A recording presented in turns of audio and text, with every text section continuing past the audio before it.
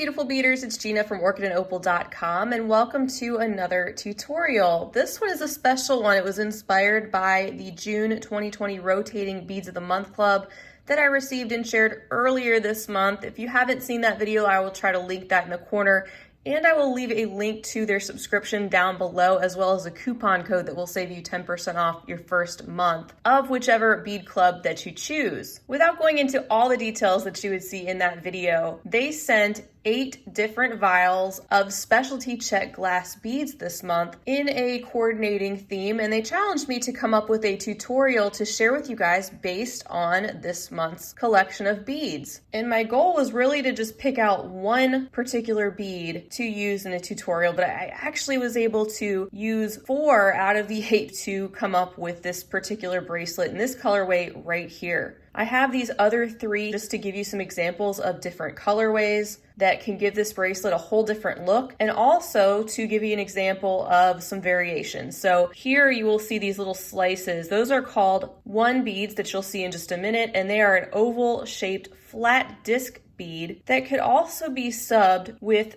Toho demi rounds in the size 8, and also the check glass O beads. So they don't have to be the 1 beads if you don't have them or can't get your hands on them. I will leave the full materials list down below, as well as quantities and links to where you can get your hands on these products. And real quick before we jump into it, here is a closer look at what we're going to be using today. These are the 4 beads that came in the subscription this month, the 1 beads, some 3-hole octo beads, 3-hole Cali beads, and also these little gecko beads. We're also going to be using some 3mm fire polish, which you could sub out for another 3mm pearl or something of that nature, and also some 15-0 seed beads. Besides that, of course, you'll need a couple of jump rings, some wire guards are recommended, the clasp of your choice, a size 10 beading needle, and approximately 5 feet of beading thread, and you'll need some jewelry making tools like your pliers and your scissors, of course. With that said, go ahead and string your needle with approximately 5 feet of beading thread, and we will get started. All right, so these are the materials we're going to be starting out with: our octos, our 3mm, and our Cali beads. And we're going to first complete the very centermost portion of this bracelet. What we need to do is complete a very simple sequence all the way down the entire length of our bracelet, which is to string on the middle hole of a Cali bead, just like that, then pick up a 3mm, and then go through the middle hole of one of your octo beads, just like that. So pull these beads down, and you're welcome to use a stop bead if you'd like to do that. I'm going to use one of these handy clips. I got a pack of these at the dollar store quite a while ago, and I find that they actually grip the thread really well. So let's continue on. After our octo, we need a 3mm, then back to the Cali bead, a 3mm, an octo, a 3mm, a Cali, just like that, and we'll keep going. I like to have a total of 9 Cali beads and 8 octo beads. So I'm going to start and end this bracelet with the Cali, which are going to frame these little octo sections, which I think look like little roses, hence the name of the bracelet. Something else that I want to mention is you do want to check your holes when you're working with 3-hole beads, because once in a while you'll get a 3-hole bead, and 2-hole for that matter as well, that has a clogged hole. Now, a lot of times you can use a bead awl or your needle to punch through that hole, but sometimes they are not drilled all the way through in rare circumstances, and that can be a huge pain if you have gotten really far in your beadwork and have to take it apart due to that reason. So I am on my last section here, and this is exactly what you want, the sequence starting and ending with a Cali bead. Now let's work on one of the sides of our bracelet. All right, for completing the first side, we need to pull out our 1 beads or whatever you're substituting for those, and your little gecko beads or whatever you're substituting for those. You can use something else in a similar shape that maybe starts out at about 2mm at the hole area.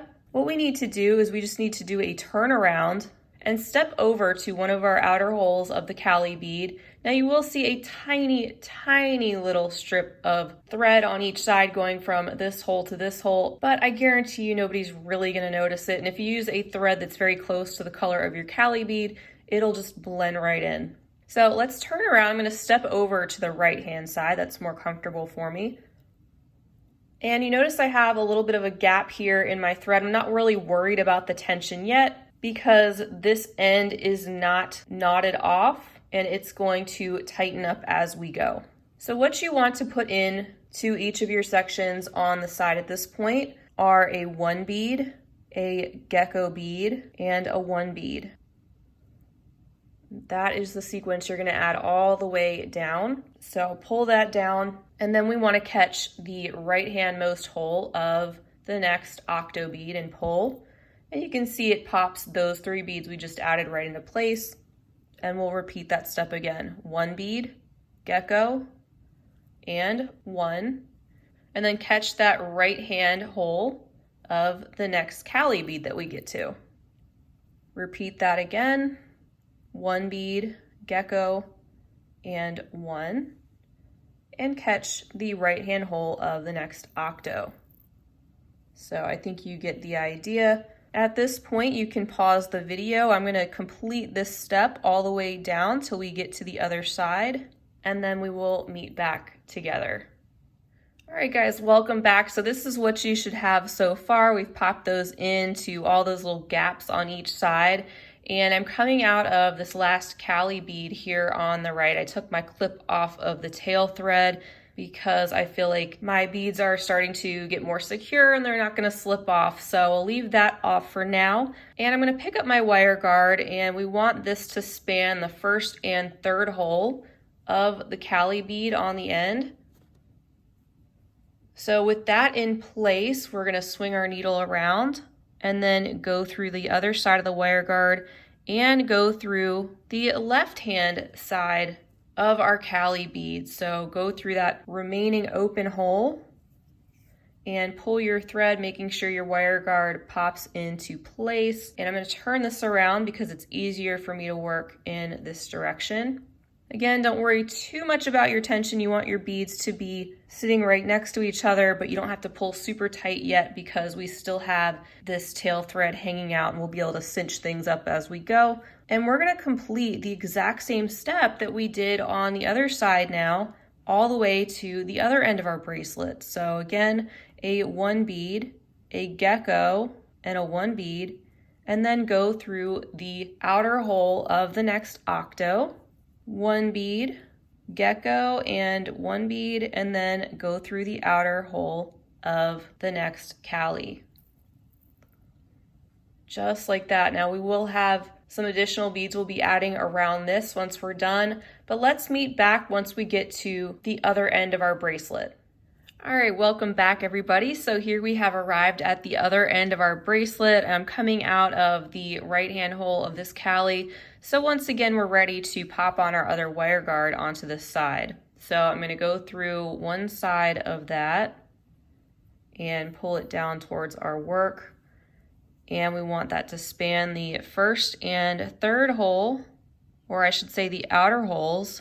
So I'm just gonna go through the other side of that Cali through the leftmost hole.